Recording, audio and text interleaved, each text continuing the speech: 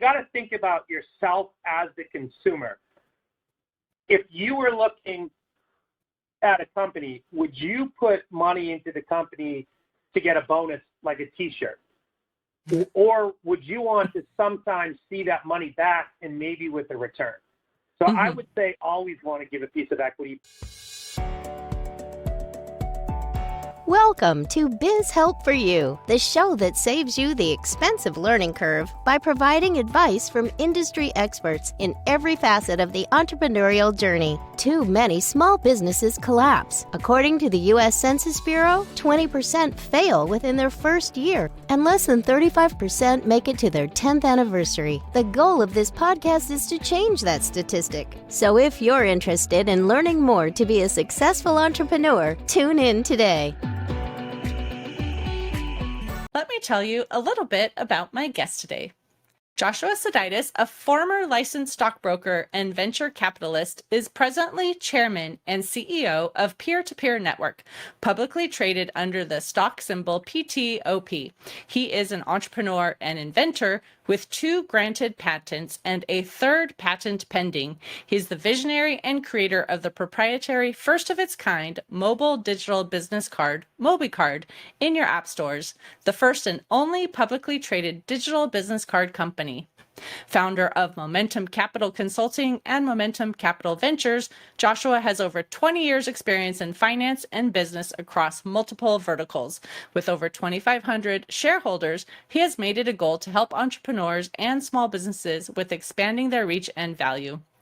Joshua Sidis was featured in the Silicon Review magazine's recognition of the 50 most admired companies of the year in 2020 and the 50 fastest growing companies of the year in 2021. Josh has appeared on the Stock Day Media podcast more than half a dozen times and highlighted numerous times in various financial news sources such as Yahoo Finance, Investors Hub, CNN Money, and more. So Josh, welcome to the show. Thank you, Candy. Nice to be here. Glad to have you. Before we get into the conversation that we have for today, I would love for you just to talk about this concept of Mobi card and how did you even come up with it? So it's the first of its kind mobile digital business card with unique benefits. I'm sure we'll get into that. The way I came up with the concept, as you mentioned, I used to be a stockbroker, and I was the top performing broker out of the JP Turner office in Boston in 2007. I was a fairly young guy then. I was just started my professional career, and all the top brokers flew to the headquarters in Atlanta, Georgia. They had this big conference, and you met all these people, and they had these these networking events. And I went there and I passed out all of my business cards. When I got back to my office, I told my branch manager, I said, I passed out every single one of my cards. And his answer to me was, how many business cards did you get of other people? And I was like 5. Or I was like 10. I don't know. I forget the exact number. But he was like, well, it's not about who you gave your card to. It's really about whose contact information that you got, because who knows if those people will ever call you, but the people that you got their information from, you're going to be able to call them and, be able to give them a financial plan, or at that time, the stock that you're buying, et cetera. And it kind of really sunk in, and, fast forward, it's never left my mind. So from that day forward, anytime I gave my card, I always made sure I got somebody else's, right? Because I want to be able to reach back out to them. And in this digital age, it doesn't make sense to be cutting down trees, because when you pass out a paper business card, you're not getting it. And it's LinkedIn and other stuff. It's just, I wanted to have one place. So when you share your Mobi card with somebody, you actually you'll immediately capture their name, their email, or their phone number, their contact information, so that you'll always have that information. And every time they open your card, and this is one of our 19 material claims on our original patent, you'll actually get a text message that says, Candy opened Josh's card and Candy's phone number is this. So that's really beneficial to help you follow up with it in real time, because especially in the finance industry, if you were a stockbroker and you saw someone was opening your card, or a real estate agent even, you would get a text on Saturday at 2 p.m. that says, Candy, open your card, you can call them and say, hey, I saw you just opened my card. There's an open house I'd like to invite you down to. So it's a very good, that's how I got the idea. It's a very good lead generator. Mm-hmm. Well, it's so true. A lot of people don't even carry business cards around with them anymore, and they might just text someone or say, follow me on whatever platform you're talking about, but actually having a professional card with the information. And I think even a headshot helps, because especially if you're at a networking event, you're meeting a bunch of people, you may not always remember the name and the person, but if you see their face, that also helps. At least that's what I think, too. So I think it's a good idea to have that. Yeah, and it's even bigger than that. I don't know a lot of people of your viewing audience, but there's a few months ago, Mark Zuckerberg challenged Elon Musk to a cage match, and it was going to break the pay-per-view. One thing, they might fight, but one thing they'll never do is they're never going to, Instagram and Facebook is never going to promote like Twitter, right? So that leaves that left kind of a space for a small person. It's really a digital, I call it a dynamic digital footprint. When I was in college, you used to have to call someone's dorm. If they weren't there, then you didn't get in touch with them, right? And nowadays, people, to make a new friend, what do you have to do? You got to like them on, friend them on Facebook, like them and link with them on Snapchat, Instagram. Now there's so many of these digital media, and they're constantly changing. That this allows someone to be like, you got Mobi, boom. Now you've got a centralized hub where it's all of your social media. That's because Mobi Card has, you can link all of your social media. So now someone to make a new friend, now I can see, oh, you're on Snapchat, you're on Instagram, you're on Facebook, and you're on LinkedIn. Boom, I can get you in 5 minutes instead of having to punch it in the keyboard to make the new friend across all their verticals. So we want all the users eventually from all of the platforms eventually, but right now we are focused on the digital business card. Perfect. Well, I can imagine, creating an app is a lot of expense and effort, a lot of time that goes into it as well. So can you give some insight on what it takes to actually put together an app to have it ready for market? So there are so many steps to creating an app. And I think that if any of your viewers are out there and they have a good idea for an app, the first thing that you want to do is first protect the intellectual property. File a provisional patent. And then you also, in case you have anything new that's groundbreaking, if it's just an app that adds a better service, you still want to trademark your idea. So I would advocate you to obtain patent attorneys, and they're really cheap. It's not an expensive thing to have to do. That's number one, protect your intellectual property. Number two, I would say that you really need to find a trustable, a software development company. If you're not a coder yourself, you want to be able to find the right fit for you. And in my case, I had seen there's a TV show on CNBC, which is a stock market channel. They used to call it The Job Interview, and I'd seen an episode where a company was doing this hiring, and they were a software development company. And I saw them there. You really want to vet them and make sure that they're going to follow your program, because we spent $174,500 on developing the app. But the issue was, and this is the key, make sure that in any scope of work contract that you sign, that they're going to do bug support for free for a minimum of 120 days, maybe 90 days. But you want that bug support for free, because the mistake that I made was that after the apps came out, we were the first and only business card app in the app stores in 2020. That's why we got that article. So what happened was we were paying them $3,000 a month to do bug support. That was a continuation contract. And the first month, because once you sign in, you can log in, with Facebook, and it will get you in easier. You just push that, and you didn't have to do the passwords or anything. Or you could log in with LinkedIn. And the first month, you could the login to LinkedIn was working, and the login with the others, but the login with Facebook was not working. And then what happened? We said, okay, here's a bug. You got to fix that. So the following month, that issue was fixed, but then you couldn't you couldn't log in with LinkedIn, but whereas the previous month you could. So what they ended up doing is they basically broke something every time they fixed something. It was purposely to string us along, saying that it was a nightmare. And lots of people have these software development nightmares. So the key is find the right company, make sure that you don't lose design control, and make sure that a clause in the contract stipulates that there will be bug support included for, I would shoot for 120 days. Okay, perfect. Great tip on that too. Well, that sounds like a lot of investment that you had to put into it too. So how did you raise the funds needed to be able to put together this app? So we're a publicly traded company. Our stock ticker symbol is PTOP. That's PTOP, peer-to-peer network.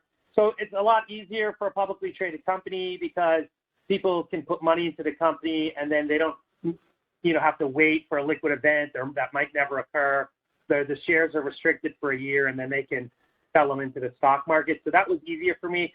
For people that don't have publicly traded companies, I would suggest doing crowdfunding. We actually did. So in crowdfunding, there are different rules for different companies. So if you're a private company, there's actually less rules for crowdfunding. We just launched an actual crowdfunding. So this will be the first time that unaccredited investors, someone that makes, an accredited investor, someone makes $200,000 or more a year, an unaccredited investor obviously less. So this is actually the first time for our company with the crowdfunding that unaccredited investors will be able to purchase shares of our company directly from the company for as little as $250. I mean, that's a minimum investment. And they can get shares directly from the company at a discount. So the stock price is actually 33% higher right now than where people can buy it on our crowdfunding. Crowdfunding has proven to be a successful funding mechanism for numerous companies to raise money from the community. Also, it will test your business plan and your product, right? It will be a market test. Companies like Oculus VR, Pebble Watch, and others have used this platform prior to going public. So I would suggest, and there's many, many companies. We use Silicon Prairie LLC. True Crowd's another one of them. Start Engine. But yeah, so there's more available to people that don't have a publicly traded company. For those that do, you can raise, if you do have a publicly traded company, you can raise up to $5 million. I don't know what the rule is for private companies. But yeah, crowdfunding I would suggest to a lot of people if they don't have $174,000. You might want to do a proof of concept.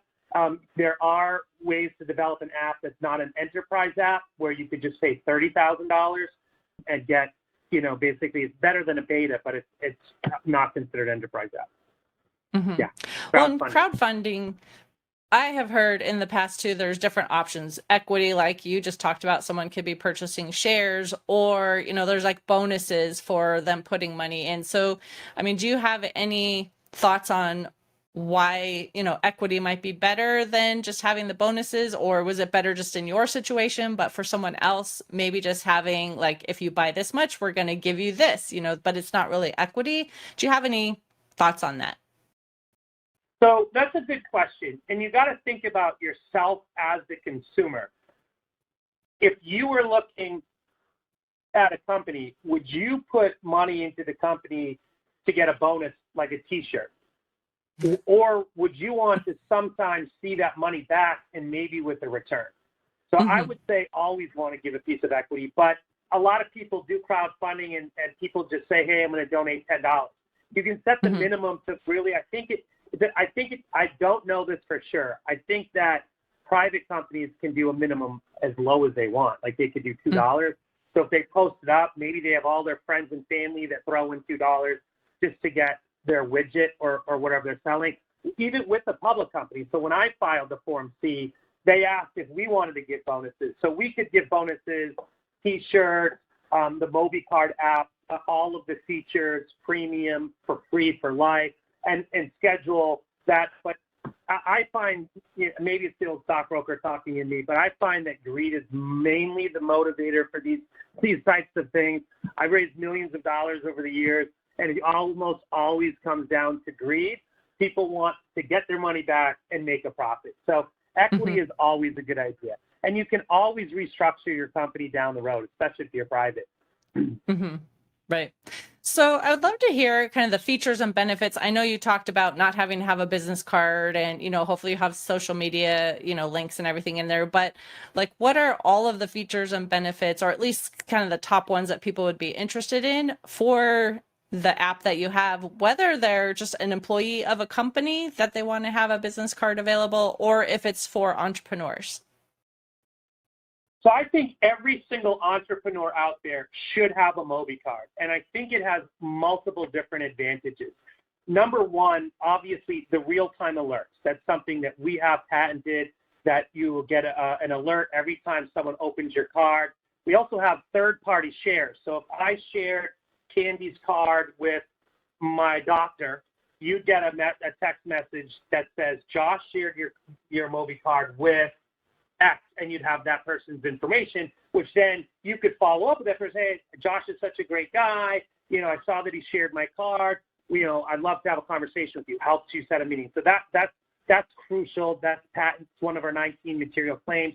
And then data analytics tracking shared by a link. It's another one of our material claims. So there's a lot of other digital business cards out there, but we're the only one that actually has a data analytics section where you can go in and you can see who clicked on your audio message, who clicked on your Facebook, who clicked on your LinkedIn, who clicked on your website. And so time duration, when someone spent 30 minutes clicking on all of your things on your card versus somebody that opened your card and closed it, you're going to want to spend your time following up with the people that spent more time, right? It's like a hotter lead, right? It's going to make you it's going to give you the ability to spend your time more efficiently following up on the leads that are going to be more advantageous for you to do so. So that's another. Other than that, we have the share by the QR code. We've got obviously your social media links. We also have a section where it's like a feed. This is a new feature. It's like a feed, kind of like Facebook, that the more you share your card, you can appear if you want a public card or a private card. So if you don't want people out there, only the people that you share your card with. Otherwise, people that are in your area, if you're a plumber, can scroll through and be like, oh, there's a plumber, kind of like a mini Angie's List now, right in there. And then you can see your friends that have referred it. You can also share our card basically any way you want. Email, you can share it to your social media and still get that data analytics tracking. So if one of your friends shared it on their social media, what other features do we have? We have so many. My coders are probably going to be screaming at me when they watch this, that there's probably even more applications. But I'd say those are the top things that differentiate us. We have everything everyone else has, plus those patented things.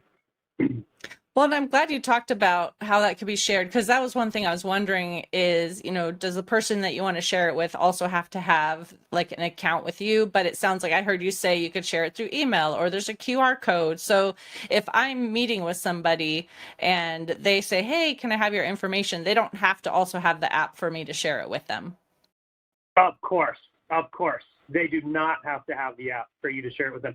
You know what? I just came up with one of my coders was going to kill me if I didn't say this. So we're actually starting a program that's unlike anything else. It was actually his brainchild. And actually, we filed a new patent on this, and the provisional patent, I don't know if it's pending. I don't know if I should be saying it. I think it's granted. But so if we're also starting a program called Mobi Coin. So we have, it's kind of like a cryptocurrency, but it's considered a utility token. It trades in a secondary market, just like a stock or a cryptocurrency would. And you can liquidate it, so it's kind of valuable. So one of the incentives for individuals, if you share your card to 100 people in a week, you'll actually get 100 Mobi coins. And then we're going to make a program where you can actually have one of your, like, let's say, for instance, a company like Sargento Cheese. They have 13,000 sales executives. So let's say they're using Mobi card, and all of a sudden they want to pay someone to advertise. Just like Uber created this kind of driver industry, we're actually going to be unveiling this soon, where they're going to actually be able to pay people in these Mobi coins to go out and share their cards for them, and it would actually kind of piggyback this. So that's another really unique feature. All of those details will probably debut in the next couple of months. So that's another cool thing that's coming. Okay, perfect. Thanks for telling us a little bit of what's up and coming. It's always fun to know those kind of things too. But I would love to also know, like, what is it that you had to do to even get your app available, for people to have in their store? Because yeah, you had it developed, you paid someone to do that, but then the next step is getting it available. So what does it take to have that happen? So yeah, there's the I'm sorry, I should have elaborated a little more. There's that development stage when your concept starts to come to life. But then there's the back and forth. No, I want to tweak this. No, I want to tweak that.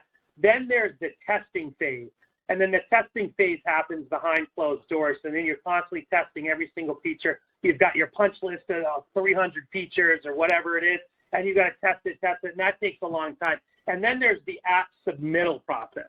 And the app submittal process is you have to submit it to either Apple or Android. And I'm gonna be honest, and you got your civil litigator who does like your terms and conditions, right? And then you package it and you apply to the store, and the store will then have this comment period. So if it's the Google Play Store or the Apple Store, and they have this comment store, and they investigate your lines of code to make sure that you're not violating any of their policies.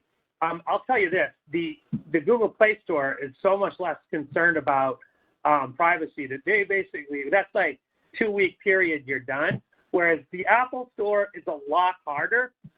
We actually did have a feature on our Apple phone that would allow you to see the location of people when they opened your card, like not their house, right, but the general area.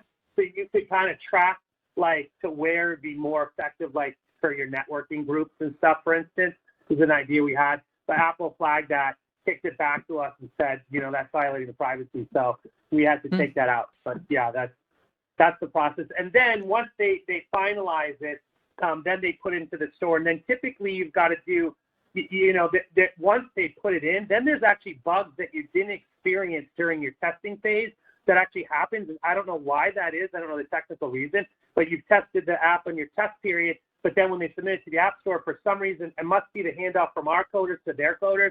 I don't really know. But then all of a sudden, things that used to work are not working. And then you have to do bug updates, and then you got to update that. So I would recommend also putting a beta test version in the App Stores first, because you're bound to have bugs right in the beginning, and then probably for a period of 60 to 90 days before you smooth all of those out. Mm-hmm. So before you even put it to the market for the public and you're testing it, is this just internal testing within your own company? Do you have people outside the company who become your testers for you and give you feedback? Like, how does that part of the testing work? So it depends, right? If you don't have anything proprietary, right, you don't have any patented secrets that you don't want the public to see, I would suggest keep it in-house if you do have that stuff.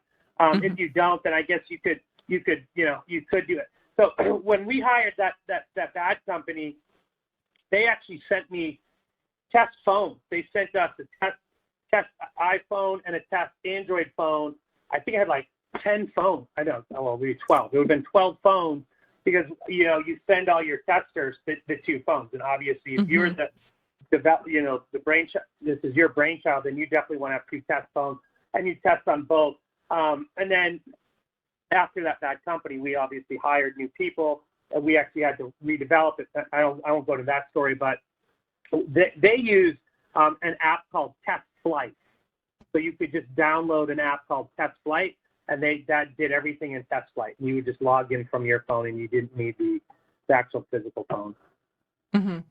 Okay. So I would recommend, it's really up to you. Like I preferred to keep it in-house. We hired some kids. We're in Cambridge, right? So we've got some kids from MIT or Harvard. You get those kind of kids. They're willing to work on an app. You can pay them in shares. You don't have to pay any real money. That was one way. And they're brilliant. They come up with lots of good ideas that you didn't even think of during the test. So you want a diverse group also. So you want to have a diverse group of people. Just I wanted my parents, for instance. I wanted them to be testers.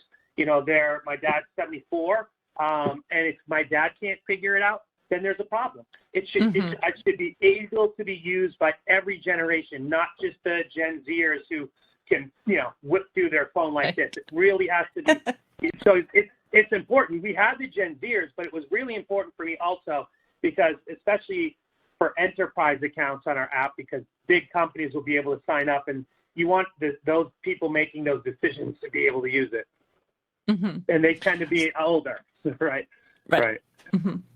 So if someone, buys your app, I assume, obviously there's a fee for that. Is that like a one-time fee? No, there isn't. Is there an annual fee? Let me correct that. So right now, if you download Mobi Card, it is for free on both versions of the app. So we are going to be coming out with a Mobi Card 2.0, and we are going to charge for a premium service that will not have ads on the card. The way we make money, it's kind of the way like Facebook or anyone would make money, mobile marketing. If you're a company like Century 21, right, and you're using Mobi Card and you've got 500 agents in the North Shore down here in Boston, well, closing attorneys, mortgage brokers, home appraisers, them having an ad on the bottom of those real estate agents, say a 10% discount on a closing attorney fee or 5% discount on a home appraisal, that's primary real estate. That's where you're going to generate the majority of your revenue, not in charging people for an app. People don't want to pay to use apps these days. So you might have a premium version for the people that don't want to have advertisements on the bottom of their card, but I think that should be a real key for people to understand that if you develop an app and you think everyone's going to pay $1.99 like they did for Angry Birds, those days are over. Those days are over. Everyone wants it. They want it for free. So you've got to find other ways to generate that revenue. Mm-hmm. Well, that was my misunderstanding then, because I know I had seen a post that had said you could download it now through this period of time, for free. And so then I thought, after that, that's like the trial period to get it free or something, that there would be a fee. So thank you for clarifying that. It is true. Hold on. It is true if you download it right now, you do get it for free. But that's also a sense of urgency. You always want to put a sense of urgency. So that way you drive people to sign up because they're like, oh, shoot, I better sign up because maybe in a couple of months it's not going to be free. I should say that's kind of a play on words. We are going to have a paid-for version down the road, but yeah, we do plan on keeping it free. You got to drive that sense of urgency. And we did have 830% user growth in the first 2 weeks. So, wow. And we had, so it was good. Yeah, that sense of urgency. Well, like I said, I think definitely people want to get away from having to have business cards or collecting business cards and things like that too, because sometimes when you want to go back and find that card, you don't remember where you put it, or if you didn't put their name in your, contact information. And so if you've got where you can go back and just quickly find the information, it's just going to be so much more efficient. So I definitely see there's going to be a lot of demand for this. So it takes 90 minutes. On average, it takes 90 minutes for somebody to respond to an email versus 90 seconds to a text message. So when you have a digital business card that's giving you right to your text, you're going to respond a lot quicker, especially if someone's opening your card. So absolutely. Perfect. Well, I would love for you to share the offer that you want to extend. I assume we're still talking about the offer for the card, but maybe you had something else you wanted to share. So what is it that you would love to share with our listeners? So I want to share the crowdfunding. I kind of snuck that in there anyways. I think it's a really good opportunity. We're the first and only publicly traded digital business card. I think it's safe to say that this is the future. What's his name that invented the Gutenberg. Gutenberg invented the printing press, and he put calligraphy out of business. We are going to destroy the paper business industry card. It's inevitable this happens. According to the Gartner Group, this is going to grow to a $300 billion industry by the year 2033. So I would tell you, get in now while the shares are. It's a limited raise, so it's $120,000. We didn't want to raise up to $5 million at this price because we have a couple other initiatives, and we think that the stock is going to be probably around 12 cents in the next 18 months. And right now it's dirt cheap. And people with just as little as $250, if they go to ptopnetwork.com, our website, www.ptopnetwork.com, they can actually get access to it. And then they can anybody, $250, you're going to get a 33% discount from where the stock is trading today. And you can buy it directly from the company. I'd say also, once you buy the shares, download the app, right? So we can continue to come up with more users. That's going to generate more revenue. And then we can also make press releases that will only advantage you. So yeah, that's my offer. Perfect. And besides the website that you just shared, is there any other way you want to have people reach out to you if they have any questions or how they want to connect with you? Yes. So the investor line for the company is 617-481-1971. Again, that number is 617-481-1971. So if anyone wants to chat, that line actually goes directly to my office, not my office, but my office. And your call will be answered and it will be replied to. So if you have any questions about the app or if you have a question about the app or something that doesn't work, then email info, INFO, at freemobi, MOBI, card, CARD, freemobicard.com. Info at freemobicard is the email if you have questions about the app. If you have questions about the crowdfunding or the stock, then call the phone number. Perfect. Well, thank you, Josh, for being a guest on my show. I really appreciate it, and I enjoyed this discussion. Have a happy 4th of July. And to the guests, if you enjoyed today's topic and want to hear additional information, you can find access to the exclusive content in the show notes. Thank you for tuning in today. Would you please share this episode with those you know and leave a review on your favorite platform? And if you find our show informative, would you consider being a financial sponsor to help me continue my mission to educate business owners? A link is located in the episode description, and no amount is too small. I'd really appreciate your support. If you are interested in connecting with our guest and receiving the offer they had to share, a link to our resource page is in the show notes. Finally, if you have any bookkeeping or payroll needs, reach out to us at 310-534-5577 or contact@abandp.com. My team and I are eager to assist you. Until next time, have a great day. Thank you for listening to Biz Help for You. Please join your host, Candy Messer, again next time. Have a terrific day.